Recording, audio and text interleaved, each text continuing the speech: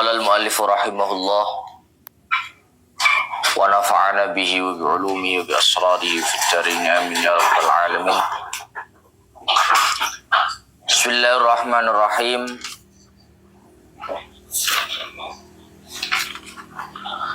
Bismillahirrahmanirrahim.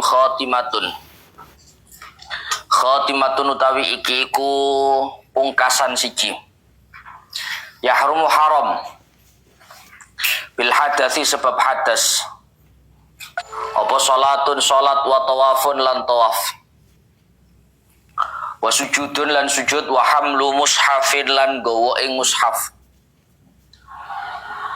Wa malan barang kutiba kang den tulis apa mah. Wa malan barang kutiba kang den tulis apa mah. Lidarsi Qur'anin krana belajar Al-Qur'an. Krana belajar Al-Qur'an. Walau ba'du ayatin senajan anane ma kutiba iku setengah ayat. Senajan anane ma kutiba iku setengah ayat. Kalauhin kaya papan. Wal ibratu tawi kang den wilang-wilang. Fikos didirosati ing dalem tujuan deres. Wat tabarrukilan ngalap barokah. Tujuan itu tolak ukurnya iku bihalatil kitabati ing dalem tingkah nulis. Dunama ora barang. Ba'da kang tetep ing dalem sausi alkitabah. Ora ing dalem ba'da kang tetep ing dalem sausi alkitabah. Wabil katibilan kelawan wong kang nulis. Linafsihi krono awak dhewe ni al-katib. Linafsihi krono awak dhewe ni al-katib au li ghairihi utawa krono liyane al-katib utawa krono liyane al-katib. Tabarruan krono gawe krono Allah, artinya cuma-cuma. Wa ilalan lamun ora tabarruan. Wa ilalan lamun ora tabarruan. Fa amiruhu mongko utawi kang den wilang-wilang iku wong kang perintah ing katib. Fa amiruhu mongko utawi kang den wilang-wilang iku wong kang perintah ing katib. La hamluhu ora haram gawa ing mushaf. La hamluhu ora haram gawa ing mushaf. Ma'a matain sertane bekakas. Ma'a matain sertane bekakas. Wal mushafu hali utawi mushaf. Wal mushafu hali utawi mushaf iku ghairu maksudin kang ora den sejo. Iku ghairu maksudin kang ora den sejo bil hamli kelawan den gawa.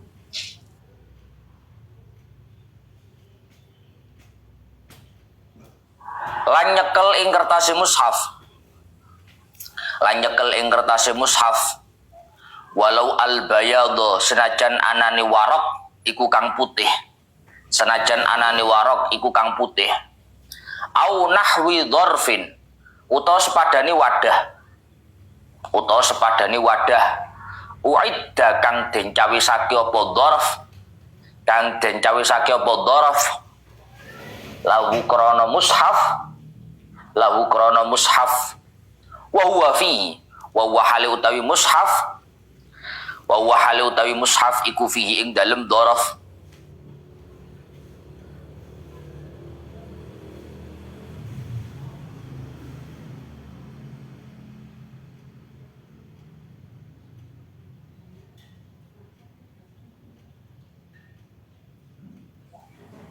Idza lam yanfasil ari kalane ora dadi pisah apa warok.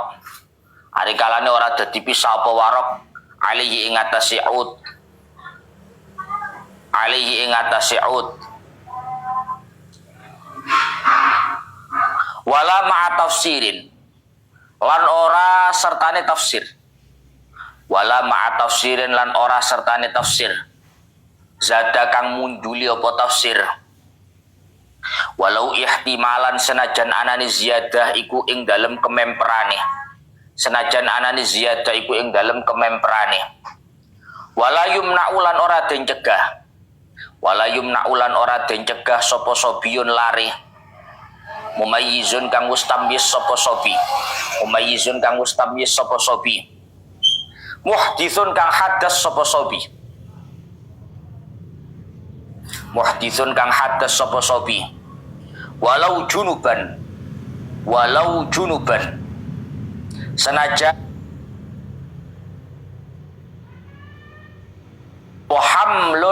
apa hamlu wa massu nahwi mushafin. Apa hamlu wa massu nahwi mushafin. Gowo lan jempok sepadane mushaf. Gowo lan jempok sepadane mushaf. Li hajati ta'allumihi. Krana hajat belajar ing mushaf. Krana hajat yaiku belajar ing mushaf. Wa darsihi lan deres ing mushaf.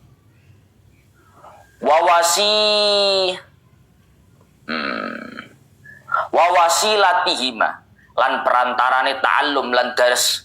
Wawasillatihima lan perantarane ta'allum lan dars. Kahamlihi lil maktab wal ityani bihi lil muallim. Kahamlihi kaya nggawa ing mushaf lil maktabi maring perpustakaan. Wal ityani lan nekaake itu menghaturkan artinya.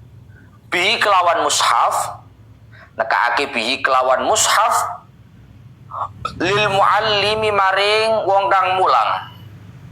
Lil muallimi maring wong kang mulang.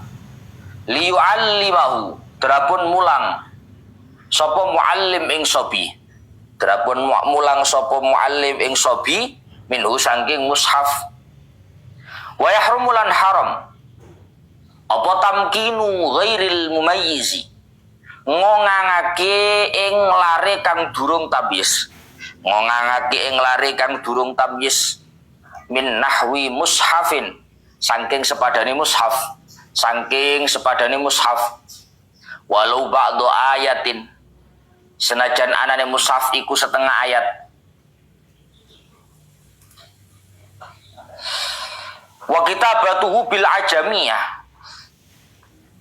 Wa kitabatuhu lan haram nulis ing mushaf. Wa kitabatuhu lan haram nulis ing mushaf bil ajamiyati kelawan lughat ajam. Wa wad'u nahwi dirhamin lan nyeleh ing sepadane dirham. Lan nyeleh sepadane dirham, meletakkan uang fi maktubi ing dalem barang kang den tulisi mushaf. Ing dalem barang kang den tulisi mushaf. Wa ilmin lan ing dalem ilmu. Wa ilmin lan ing dalem ilmu ayyahrumu wad'u nahwi dirhamin fi ilmin ngoten fi maktubi ilmin. Syar'iyyin kang bangsa syariat apa ilmu. Wa kadza ja'aluhu baina awraqi. Wa kadza lan iku kaya ikilah wad'u. Wa kadza lan iku kaya ikilah wad'u. Ja'aluhu utawi dadekake ing dirham. Ja'aluhu utawi dadekake ing dirham. Baina awraqi ing dalem antarane pira-pira kertase mushaf. Ing dalem antarane pira-pira kertase mushaf. Khilafan halinulayani. Khilafan halinulayani li syekhina maring guru ingsun Al-Imam Ibnu Hajar Al-Haytami. Wa tamzikuhu abasan. Wa tamzikuhu lan haram nuwa ing mushaf. Wa tamzikuhu lan haram nuwa ing mushaf abasan kelawan ameng-amengan. Abasan kelawan ameng-amengan. Wa bal'u ma kutiba alihi. Wa bal'u lan haram ngulu ing barang. Lan haram ngulu ing barang kutiba kang den tulis apa mushaf. Kutiba kang den tulis apa mushaf alaihi ing atase mah. La syarbu mahwi. Ora haram ngombe ing leburane mushaf. Ora haram ngombe ing leburane mushaf. Wa maddur rijli lil mushafi malam yakun ala murtafiin. Wa maddur rijli lan haram dawake ing sikil.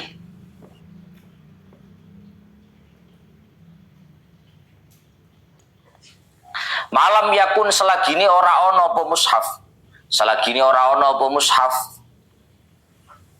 Iku ala murtafiin tetep ing atase nggon kang dukur. Iku ala murtafiin tetep ing atase nggon kang dukur. Wa yusanulan den sunnahake. Wa yusanulan den sunnahake. Apa al-qiyamu ngadeg. Apa al-qiyamu ngadeg lahu krana arai mushaf. Lahu krana arai mushaf. Kal alimi kaya wong kang alim. Kal alimi kaya wong kang alim. Bal aula.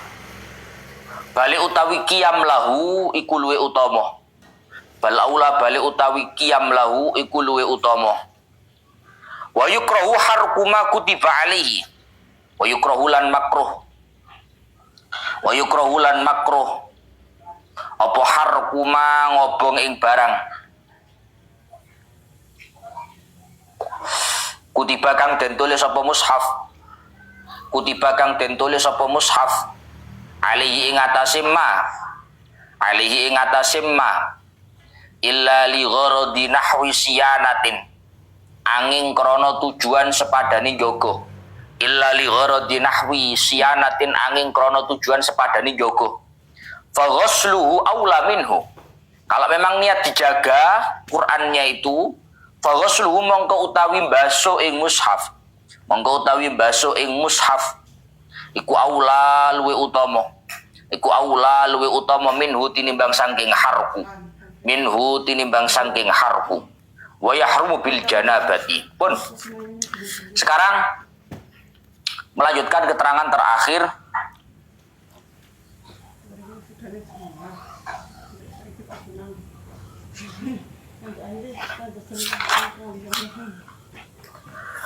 Melanjutkan keterangan terakhir berkaitan masalah hal-hal yang membatalkan wudu. Kemarin yang terakhir hal-hal yang membatalkan wudu adalah talaki basyaratai rojulin wa unsa ajnabiyah, yaitu persentuhan kulit, bertemunya dua kulit laki-laki dan perempuan yang tentu tidak ada hubungan apa-apa di antara keduanya. Itu hukumnya menjadi batal wudunya. Kemudian terakhir kemarin disampaikan la talaki basyarataihima ma'a mahramiyatin. Tapi tidak membatalkan wudu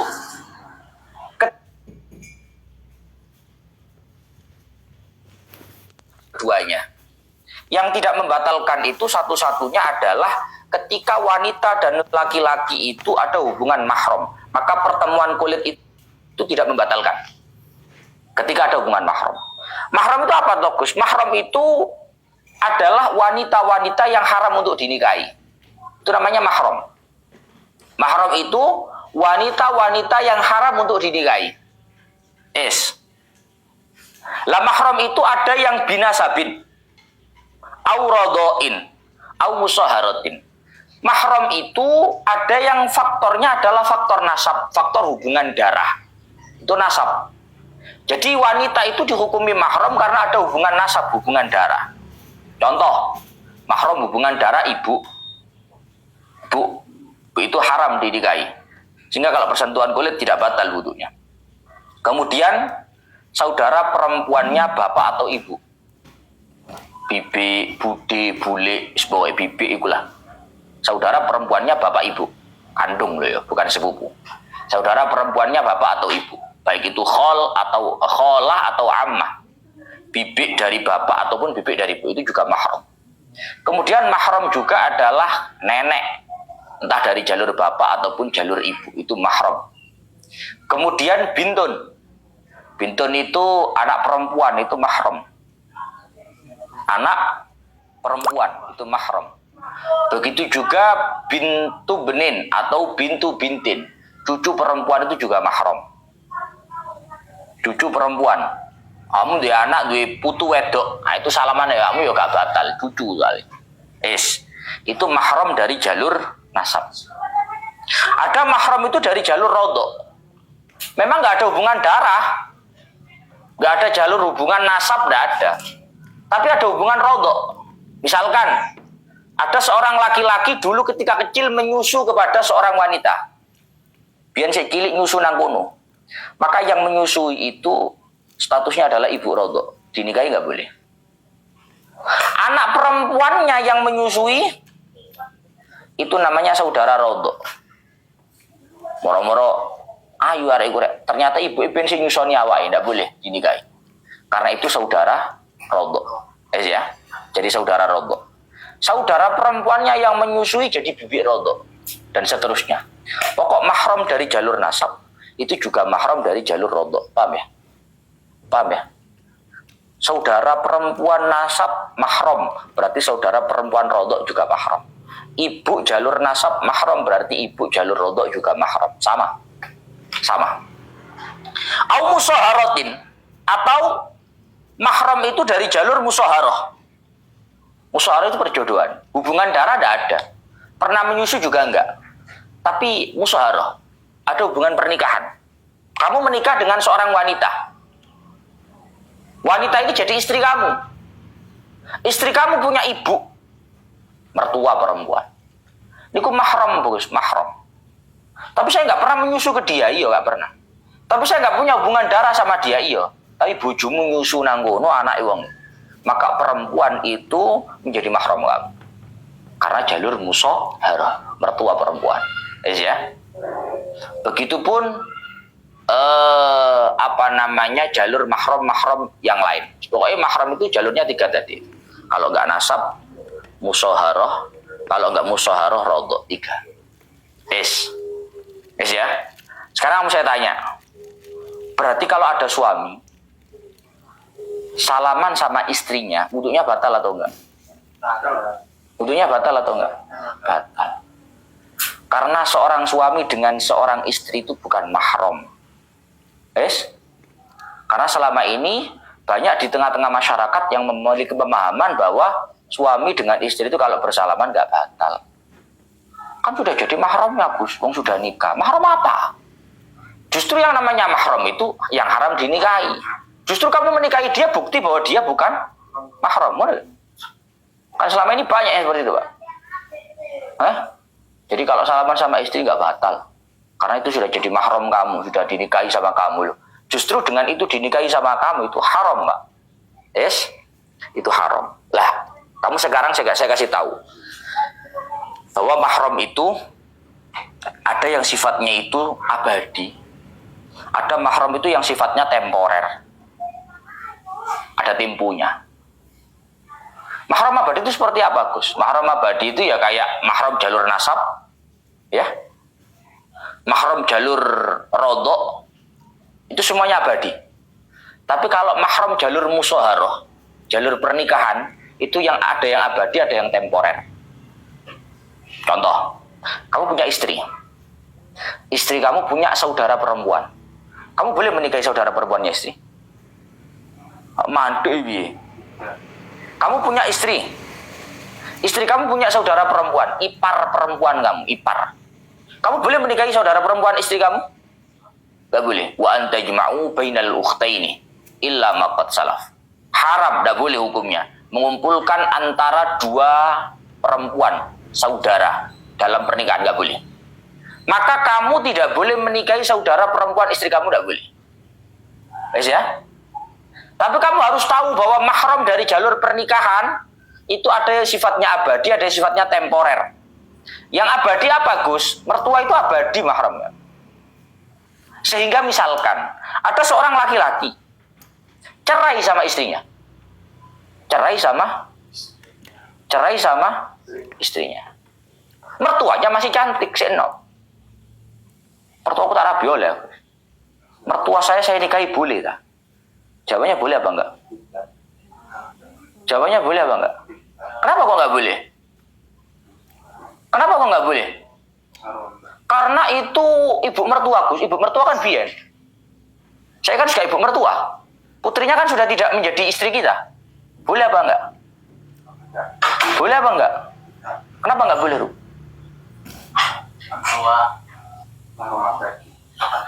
Karena mahramnya mertua perempuan itu abadi.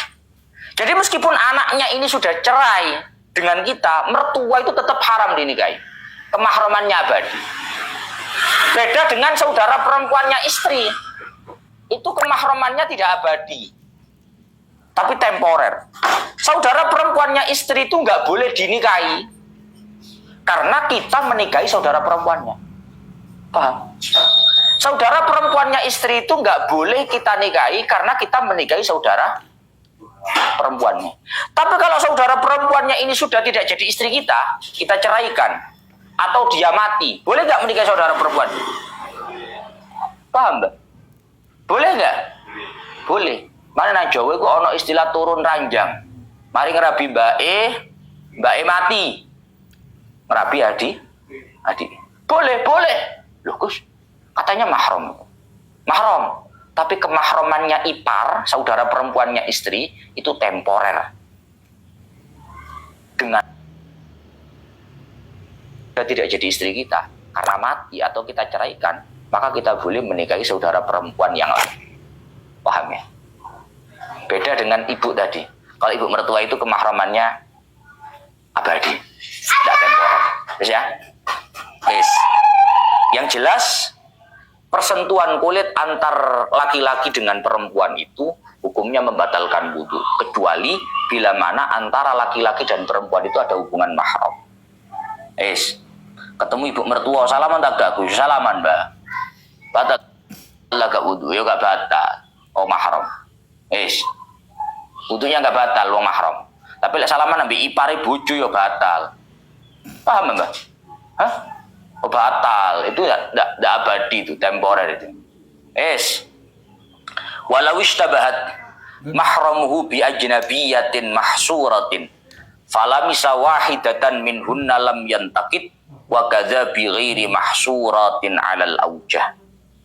Ketika ada satu mahram kita yang menjadi tidak jelas dalam kelompok wanita-wanita yang bisa dihitung, kemudian kita menyentuh salah satu wanita yang ada di sana, maka wudhu kita tidak batal. Nah, ini Pak. Ketika ada seorang mahram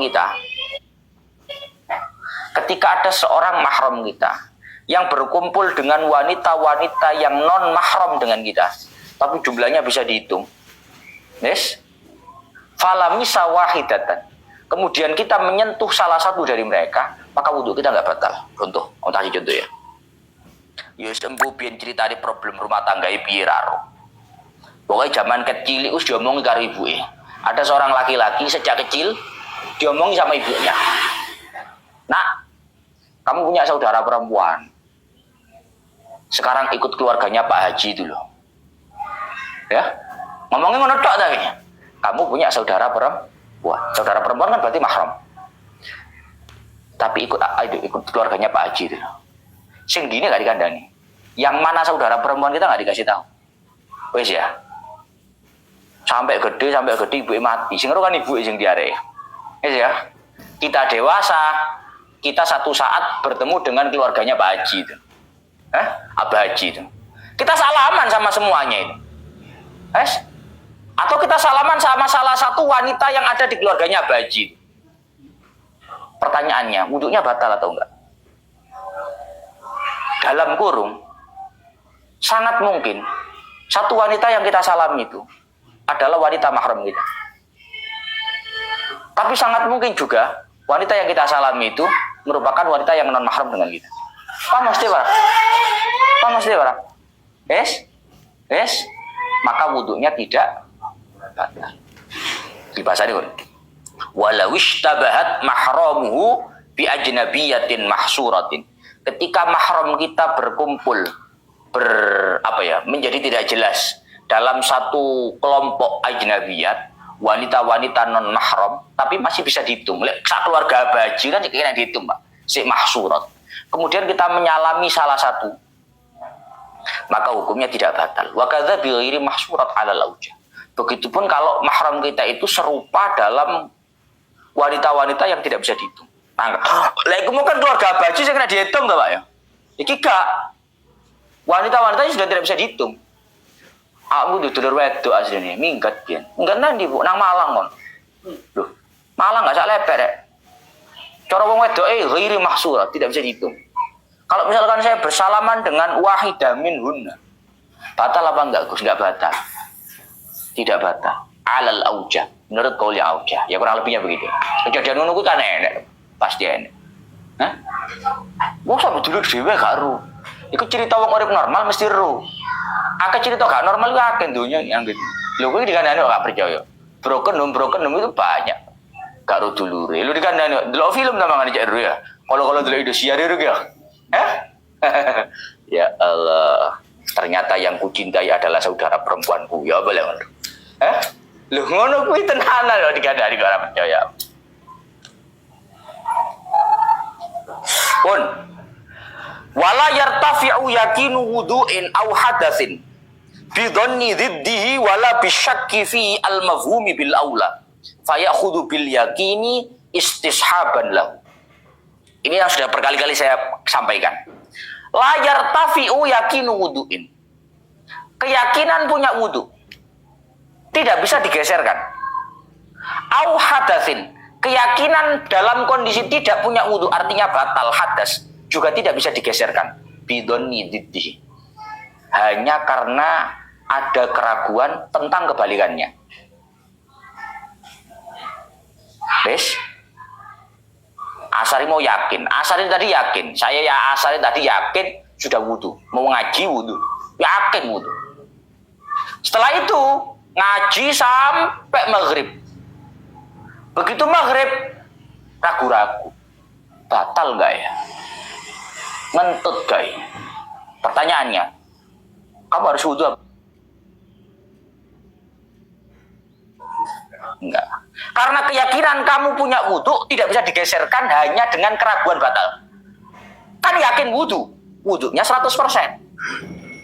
Tapi ragu batal atau enggak, berarti ragunya enggak 100%. Maka yang enggak 100% ini enggak bisa menggeserkan yang 100%. Yes. Begitupun sebaliknya, kamu yakin bangun tidur, tangi turu rokokan mangan nang warung sembarang ngalir, kurung azan zuhur. Begitu azan zuhur kamu mau sholat, wis wudu durung ya? Sudah wudu belum ya? Berarti piye kasusnya? Berarti harus gimana dia? Harus wudu. Karena dia yakin dalam kondisi hadas. Dia yakin dalam kondisi gak punya wudu. Tapi dia ragu-ragu apakah sudah wudu atau belum.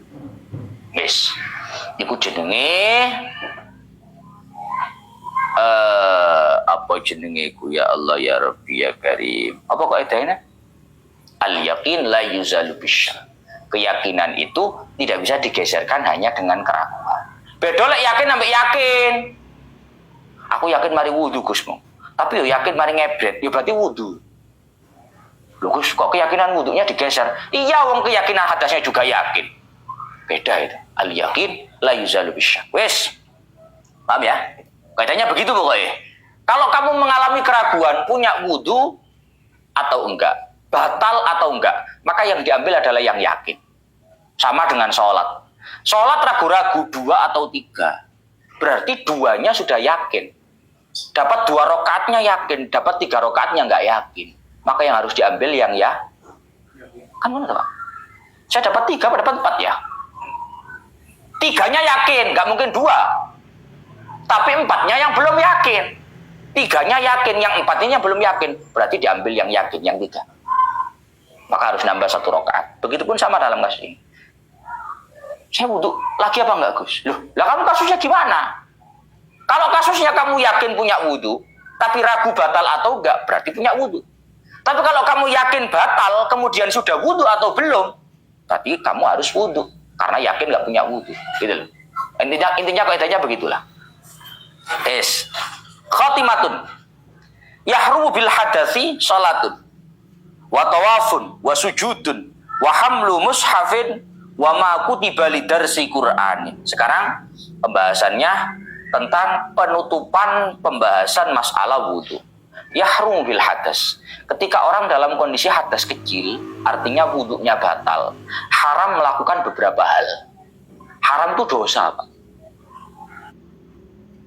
Ya jelas gak sah. Lek gak sah itu gak usah dibahas. Tapi juga dosa. Karena ketika orang itu punya hadas, dalam kondisi gak punya wudu, haram melakukan beberapa hal. Apa saja? 1, sholat. Orang itu kalau dalam kondisi hadas, haram untuk melakukan sholat.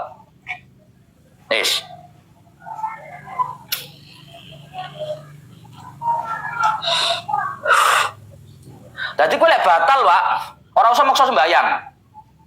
Kadang wedi. Misale Ibnu dikebrak. Durung diwudu yo. Mu daripada aku duri seneni. Salah sembayang wis dosa malah. Paham ya? Karena kalau kamu kondisinya nggak punya wudhu, kamu sholat itu batal. Batal. Dosa. Alah, aku sholat sunnah loh. Wah, nggak sholat aja nggak dosa kok. Mosok sholat nggak pakai wudhu, dosa. Justru kamu nggak sholat nggak dosa. Tapi kalau kamu sholat nggak punya wudhu itu dosa. Karena sholat itu maupun sunnah nggak wajib, tapi wudhunya tetap wajib kalau mau melakukan. Paham ya? Kadang orang nemu dia pola pikir dewe ini. Enggak sembahyang duha gak dosa. Masa sembahyang duha sampai masih gak wudu. Kok dosa lho? Ya justru kuwi. Kalau kamu sholat, meskipun sholatnya sunnah, kalau kamu gak wudu dosa. Beda, Pak. Jangan kamu punya pola pikir sebaliknya. Wah, gak sembahyang duha lu gak dosa. Gak blas padahal. Dan yo sembahyang kali wudu. Sholat itu api jangan goblok kuwi. Mau sholat itu api, beda ada pikiran seperti itu. Itu namanya tala'ub bil ibadah al-fasidah. Bermain-main dengan ibadah yang salah, ibadah yang rusak. Wa tawafun, begitu juga kalau wudhunya batal, haram melakukan tawaf. Tawaf itu harus suci. Wa sujudun, begitu juga kalau dalam kondisi hadas, haram melakukan sujud. Sujud apa, Gus? Kok sujud? Sujud syukur. Sujud syukur lah contohnya. Kayak biasanya di lapangan, main bola itu. Main bola bareng ngegulno, langsung sujud syukur. Islami banget ini, goblok ujarnya. Takono ngebret fasilite mau. Kalau dalam kondisi hadas kan ya berarti nggak boleh Pak sujud syukur itu. Terlebih dia pakai pakaian yang tidak menutup aurat. Padahal syaratnya sujud syukur itu harus sama dengan dalam kondisi sholat. Karena sujud syukur itu sama dengan sholat. Harus punya wudhu, harus menghadap kiblat, menutup aurat dan lain-lain. Tapi oleh digedelok-delokan ini sapi ngono ya. Daripada gul meso-meso kan yo. Gul sujud kan di sapi kan mesti. Ya Allah ya Rabbi ya Karim. Wa hamlu mushafin. Begitu juga haram dalam kondisi hadas, dalam kondisi tidak punya wudu, haram untuk membawa mushaf. Mushaf itu Al-Qur'an. Haram membawa Al-Qur'an. Wes ya? Haram untuk membawa Al-Quran. Kalau membaca, Gus, kalau membaca nggak haram. Jadi jangan begini. Wah, baca Quran nggak diwudhu, dosa. Nggak ada. Kalau membaca Quran nggak punya wudhu, nggak dosa. Saya nggak bahas etika loh, Pak. Jangan bahas etika. Fikih itu nggak bahas etika, bahas hukum. Yang namanya orang nggak punya wudhu itu yang haram pegang bawa Quran, bukan baca Quran. Mergo ayate la yamassuhu illal mutahharun. Yang harus menyentuh, yang diharuskan kondisi suci untuk urusan Al-Qur'an itu adalah massu, menyentuh. Kalau membaca ndak. Wa ma kutiba lidarsi Qur'anin walau ba'du ayatin kalauhin. Begitu juga haram untuk dibawa dalam kondisi hadas tidak punya wudu. Apa-apa yang ditulis untuk tujuan dibaca dari Al-Quran. Maksudnya gini loh Pak. Lek koyok nggawa khulasatul madad. Nggawa khulasatul madad kan itu Quran. Kata siapa bukan Quran? Mushaf itu yang penting ma kutiba lidarsi Qur'anin. Apapun yang ditulis dengan tujuan untuk dibaca, itu hukumnya sama dengan mushaf. Walau ba'du ayatin. Meskipun itu hanya setengah ayat. Lah nang ngene khulasatul madad ayat piro kabeh? Mbok sa'i mbok gowo gak diwudu. Dosa kamu. Enggak boleh. Majmu' latif ini ya. Di majmu' ya. Digowo gak popo duduk Quran iki. Kata siapa itu bukan Quran? Itu mushaf. Mushaf itu ma kutiba lidarsi Qur'anin. Apapun yang ditulis dengan tujuan untuk dibaca dari Al-Qur'an, meskipun walau ba'du ayat. Meskipun setengah ayat, hukumnya sama dengan Quran, sama dengan mushaf. Tidak boleh dibawa dalam kondisi hadas, paham ya? Kalau seperti papan, nah papan nulis ing kuntum, menurut tak ada. Cara ing kuntum ayat Quran apa ing kuntum? Kul huwa menurut tak. Tapi tujuan nulisnya itu memang untuk dibaca. Walau ba'du ayatin, itu hukumnya sama dengan mushaf. Ya. apapun yang ditulis dengan tujuan dibaca. Apapun yang ditulis dengan tujuan dibaca. Itu hukumnya sama dengan mushaf. Sekarang kebalikannya. Berarti apapun yang ditulis dengan tujuan tidak untuk dibaca dari Al-Quran, maka hukumnya tidak seperti hukumnya paham, Mbak? Kadang ono ayat Quran itu Pak ditulis, itu tujuannya bukan untuk dibaca, tapi untuk ngalap berkah, paham? Ngerti? Apa contohnya? Contohnya tamaim.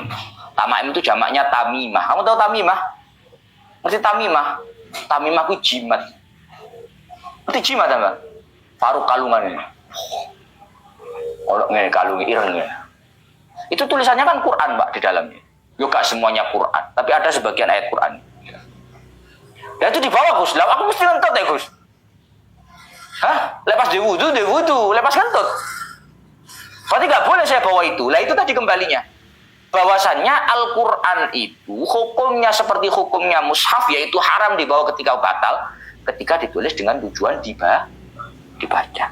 Maka kalau tujuannya tidak untuk dibaca, seperti jimat. Jimat itu ditulis kayak apa? Diwajah. Diwajah gak disolasi. Hah? Mungkin disolasi ireng rapet ngono ya.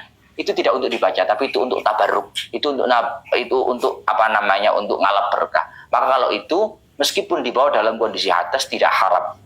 Tidak haram. Nah, wal ibratu fi qasdid dirasah wat tabarruk bihalatil kitabah dunama ba'daha. Tolak ukur tujuan tulisan itu untuk dibaca atau sekedar untuk ngalap berkah itu ditentukan ketika tulisan itu ditulis. Nih.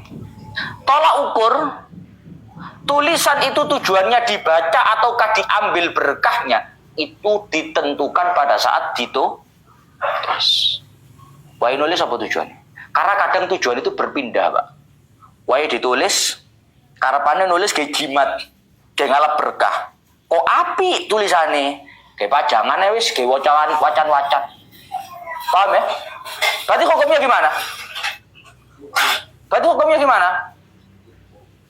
gimana? Ditulisnya. Jadi lereng.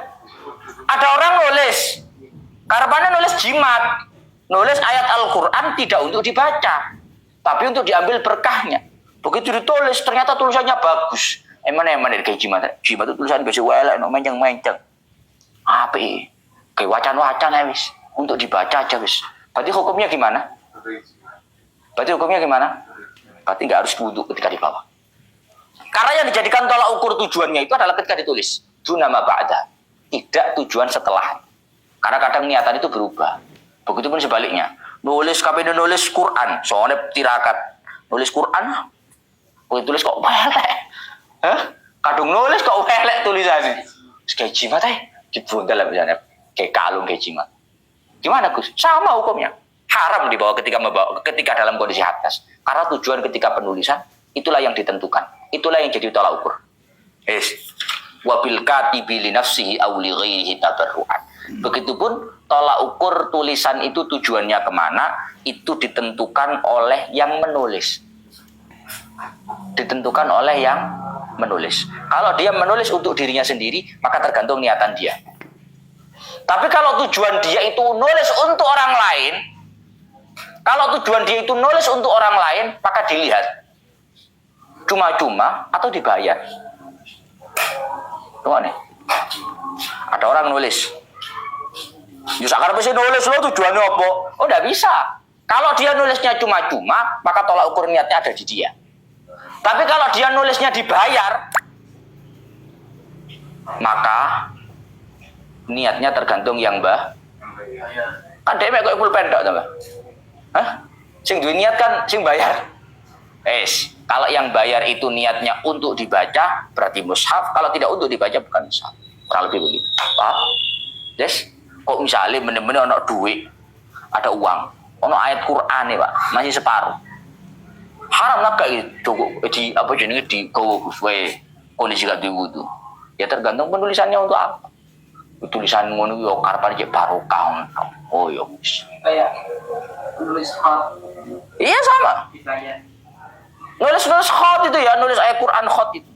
Itu Hukumnya tulisan yang ada di situ apa Gus? Mushaf atau enggak? Tergantung dia nulis untuk siapa. Kalau nulis untuk dirinya sendiri, niatnya dia yang menentukan. Tapi kalau nulis untuk orang lain, maka dilihat dibayar atau gratis, tabarruk atau enggak tabarruk. Kalau gratis berarti niatnya tetap dia yang menentukan. Tapi kalau dibayar niatnya fa'amiru. Niatnya tergantung yang memerintah, yang membah. Wong dek iki mek koyo pulpen laku ngene dek. Hah? Sing nglakoni kan duwe sing bayar to. Ah ngene lho Mas Dik. Kurang lebih begitulah. Wis.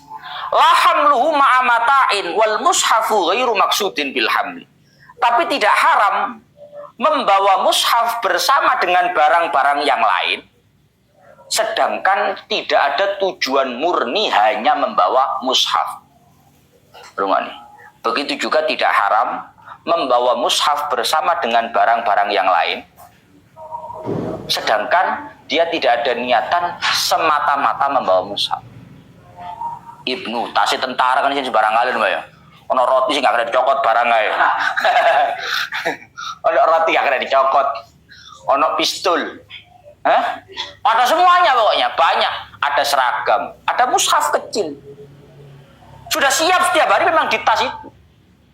Mau berangkat kerja kok ngentut, dut. Udah sih tahu Gus. Apakah saya harus wudu dulu Gus? Soalnya di tas saya ini ada mushafnya. Maka lahamluhu ma'amatain, tidak harus punya wudu ketika membawa mushaf bersama dengan barang-barang yang lain, selama tidak ada niatan murni untuk membawa mushaf. Beda lek ngene, nang tas ono mushaf. Tas butuh Qur'ani. Nggo tas, gak iso. Aku ora maksudmu lek kuwi. Aslinya nggo Qur'an toh, kalau itu haram. Paham saya ya? Jadi kalau yang dibawa itu secara garis